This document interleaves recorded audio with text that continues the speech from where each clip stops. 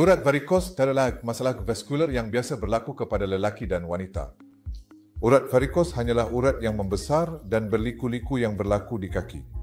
Pada zaman dahulu, hanya wanita yang lebih tua biasanya mendapatkan rawatan untuk masalah ini, tetapi kini keadaan telah berubah. Jadi masalah ini juga kelihatan biasa dalam kalangan golongan muda. Apakah simptom-simptom yang biasa?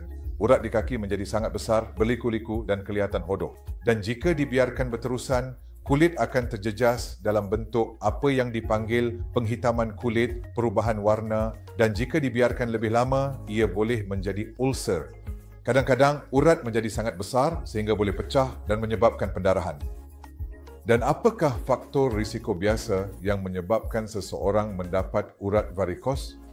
Seperti yang telah disebutkan, ia sedikit lebih kerap berlaku pada wanita, tetapi ia juga biasa berlaku pada lelaki, biasanya dari umur 30 hingga 60 tahun. Dan faktor risiko lain termasuk berat badan berlebihan, merokok dan pekerjaan yang memerlukan seseorang berdiri lama, seperti guru, polis, jururawat, malah doktor.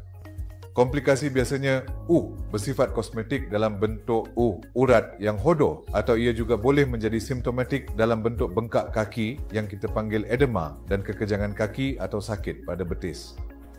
Pesakit yang mengalami komplikasi akan hadir dengan ulcer dan pendarahan. Diagnosisnya sangat mudah. Pada masa kini, ultrasound dan Doppler boleh didapati di mana-mana dan satu ujian ultrasound atau Doppler yang ringkas yang dilakukan dalam masa 5 hingga 10 minit boleh mengesahkan diagnosis.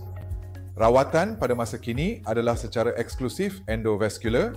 Ini bermakna kami melakukan apa yang dipanggil endovaskular, ablasi radiofrekuensi atau prosedur endovenous, venasil. Semua prosedur ini adalah prosedur harian di mana pesakit boleh datang, berjalan masuk dan keluar dalam masa 4 hingga 5 jam.